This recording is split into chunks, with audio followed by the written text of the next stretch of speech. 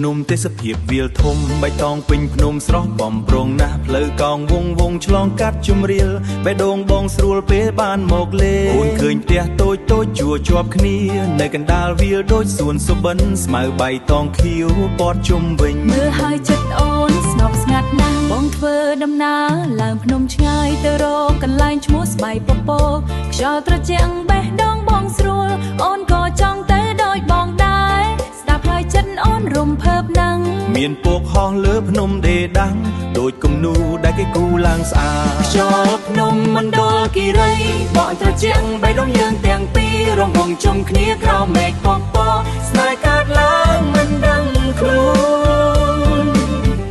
ស្បៃពពកអើយស្រស់ស្អាតខ្យល់ត្រជាក់ប៉ះបេះដូងយើងដៃកាន់ដៃរំវងជុំគ្នា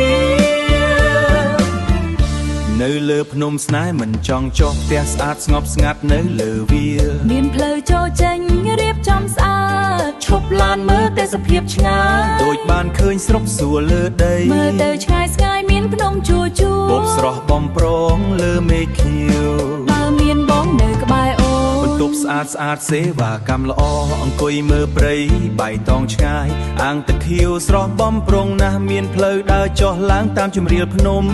បើមានបងនៅក្បែរអូនកន្លែងណាក៏ស្រស់ស្អាតដែរតែស្បៃពពកនេះពិសេសណាស់ធ្វើឲ្យស្នេហ៍យើងកាន់តែជ្រាលជ្រៅខ្យល់ភ្នំមណ្ឌលគិរីធម្មជាតិល្អគ្មានអ្វីប្រៀបបានដៃកាន់ដៃរំវងយ៉ាងសង់ភ្លេចអស់ទាំងព្រោះមានស្នេហ៍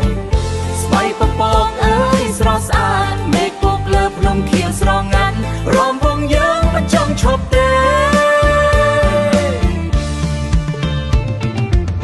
អូនស្រឡាញ់ទីនេះឬស្រឡាញ់បងស្រឡាញ់ទាំងពីរតែបងសំខាន់ជាង